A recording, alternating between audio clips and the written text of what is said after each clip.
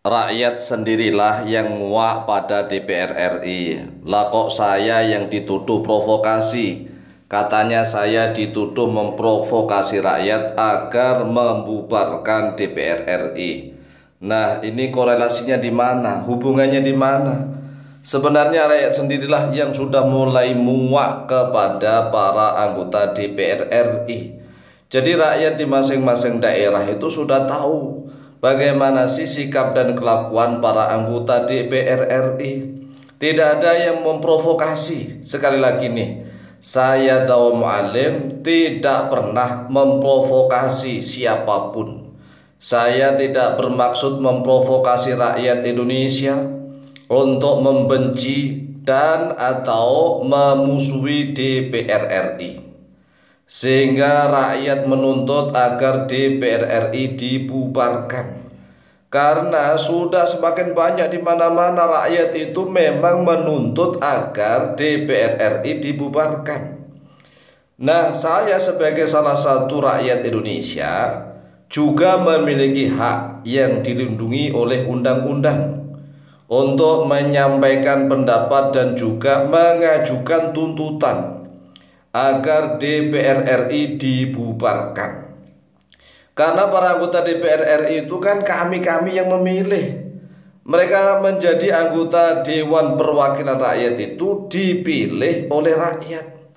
Oleh sebab itulah kami sebagai salah satu rakyat Indonesia memiliki hak yang dilindungi oleh undang-undang untuk menyampaikan pendapat dan juga mengajukan tuntutan agar DPR RI dibubarkan. Lalu dari mana kami dituduh sebagai provokator? Ya, dengan alasan bahwa para anggota DPR RI tidak mau membahas rancangan undang-undang perampasan aset tindak pidana korupsi yang telah diajukan oleh pemerintah sejak 22 tahun yang lalu, yaitu tepatnya pada tahun 2003. Coba dibayangkan, pemerintah sudah mengajukan RUU perampasan aset tindak pidana korupsi sejak tahun 2003. Sudah berlalu 22 tahun. Kalau seandainya seorang yang lahir itu sudah berusia 22 tahun, kalau seorang wanita mungkin sudah menikah. Nah, mulai tahun 2003 kemudian dimajukan ke DPR RI dan seringkali sudah masuk ke prolegnas, program legislasi nasional. Hanya sekedar masuk tetapi nggak pernah disentuh, nggak pernah dibahas, apalagi disetujui menjadi undang-undang. Ini kan seolah-olah para anggota DPR RI kepanasan dan ketakutan membahas rancangan undang-undang perampasan aset tindak pidana korupsi. Dan hal tersebut adalah kenyataan, fakta. Fakta, mengapa fakta? Ini bukan mengada-ada. Karena buktinya nih, sampai tahun 2025 ini RUU perampasan aset tindak pidana korupsi masih tidak disentuh oleh para anggota DPR RI. Nah, kalau seandainya misalnya RUU perampasan aset tindak pidana korupsi ternyata sudah dibahas dan sudah disahkan menjadi undang-undang oleh DPR RI, ya kami mohon maaf. Kalau memang kenyataannya sampai saat ini ternyata kami Al-Fakir Dawa Mu'alim yang ternyata kurang update, ya misalnya kami kurang mendapatkan informasi terbaru. Ternyata misalnya RUU perampasan aset tindak pidana korupsi ternyata sudah dibahas oleh DPR RI dan bahkan sudah disahkan menjadi undang-undang, ya kami sekali lagi mohon maaf. Tetapi tolong ya, kami juga memiliki jamaah, para pecinta dan subscriber channel YouTube kami, yaitu channel YouTube Al-Mu'alim Center. Kalau memang di antara jamaah ini ada yang sudah mendengar berita tentang RUU perampasan aset tindak pidana korupsi, memang sudah dibahas, bukan hanya sekedar masuk ke dalam prolegnas, program legislasi nasional, tapi memang sudah benar-benar dibahas dan bahkan sudah disahkan menjadi undang-undang.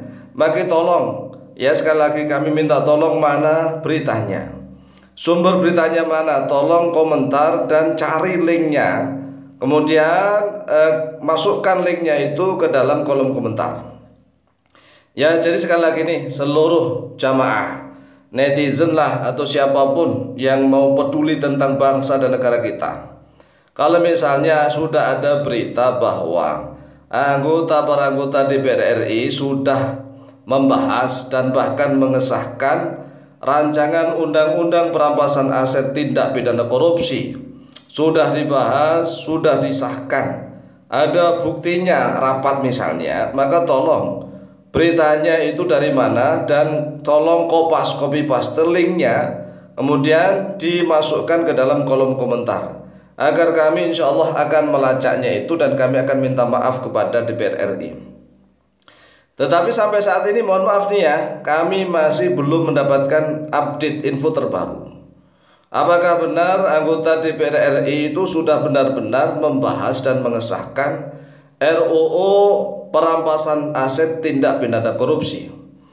Karena RUU perampasan aset tindak pidana korupsi ini sebagai payung hukum yang tegak, yang adil, bijaksana untuk melindungi rakyat.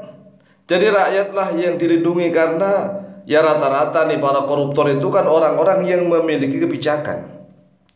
Jadi orang bisa korupsi besar-besaran itu karena mereka merasa memiliki kebijakan.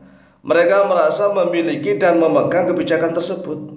Oleh sebab itulah rancangan undang-undang perampasan aset tindak pidana korupsi itu sangat dibutuhkan oleh bangsa dan negara ini, agar para pemegang kebijakan itu tidak sewenang-wenang, tidak seenaknya sendiri, bahkan mungkin bisa kerjasama dengan para mafia.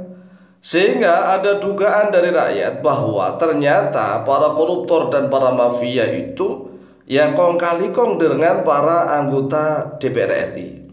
Jadi kecurigaan rakyat itu wajar. Oleh sebab itulah buktikan, sekali lagi buktikan, kalau memang para anggota DPR RI itu benar-benar mewakili rakyat, bukan mewakili dirinya sendiri, apalagi mewakili para koruptor dan para mafia, maka tunjukkan kesungguh-sungguhannya. Sahkan dan bahas dan sahkan tuh, dibahas kemudian disahkan menjadi undang-undang. Dari RUU perampasan aset tindak pidana korupsi benar-benar diundangkan, dan itu kalau terjadi maka insya Allah Indonesia akan segera berubah menjadi baldatun thayyibatun wa rabbun ghafur. Demikian dari kami, minta maaf dan terima kasih. Wallahu taala alam bisawab.